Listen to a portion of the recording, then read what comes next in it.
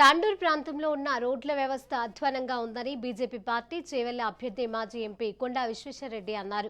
ప్రజా ఆశీర్వాద యాత్రలో భాగంగా వికారాబాద్ జిల్లా తాండూరు మండలంలోని పలు గ్రామాలలో ఆయన పర్యటించారు. గ్రామంలో నెలకొన్న పరిస్థితులను గ్రామ ప్రజలతో అడిగి తెలుసుకున్నారు. రానున్న పార్లమెంట్ ఎన్నికల్లో కమలం పువ్వు గుర్తుకు ఓటేసి గెలిపించాలని కోరారు. గత ప్రభుత్వాలు కాంగ్రెస్, బీఆర్ఎస్ పరిపాలించినా ఈ ప్రాంతంలో ఉన్న రోడ్ల పరిస్థితి అధ్వానంగా ఉందని అన్నారు.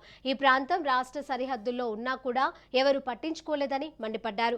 సున్నపురాయి నిల్వలు, పెద్ద పెద్ద ఫ్యాక్టరీలు, సిమెంట్ ఫ్యాక్టరీలు ఉన్నా కూడా ఈ ప్రాంతంలో ఏమాత్రం అభివృద్ధి జరిగేది లేదని ఆరోపించారు. ఇక ఈ ప్రాంతం అభివృద్ధి బీజేపీతోనే సాధ్యమవుతోందని అన్నారు.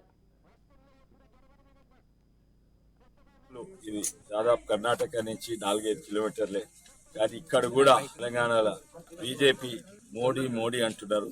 100 ఏళ్ళైంది కాంగ్రెస్ వచ్చి, 100 గజాలు కూడా రోడ్డు కాలేదు. బస్ స్టాప్లు ఉన్నాయి, బస్సులు లేవు. బడులు వెనుకట కేసీఆర్ ప్రభుత్వం ఎట్లుండే అదే పరిస్థితి. గవర్నమెంట్ హాస్పిటల్స్, ప్రభుత్వ పాఠశాలలు అదే మార్గంగానే ఉన్నాయి. దాంట్లో ఎక్విప్మెంట్ లేరు, డాక్టర్ లేరు, జీతాలు లేట్ వస్తున్నాయి. ఇవన్నీ కూడా సమస్యలు ఉన్నాయి. చాలా మందికి ఇక్కడ పెన్షన్లు ఇంకా రాలేదు.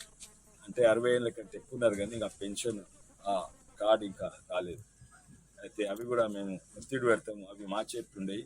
ఎందుకంటే పెన్షన్ రాకుంటే ఉచిత బియ్యం అవి కూడా రావు, టాయిలెట్ రావు. ఇవన్నీ కూడా అయితే మా వంతు మేము కేంద్ర ప్రభుత్వం మేము అధికారం ఉన్నాము. రాష్ట్ర ప్రభుత్వం మీద ఒత్తిడి పెడతాం. మీరు ఇవి తీసుకొస్తే తప్ప మేము ఫండ్స్ రిలీజ్ చేయమని.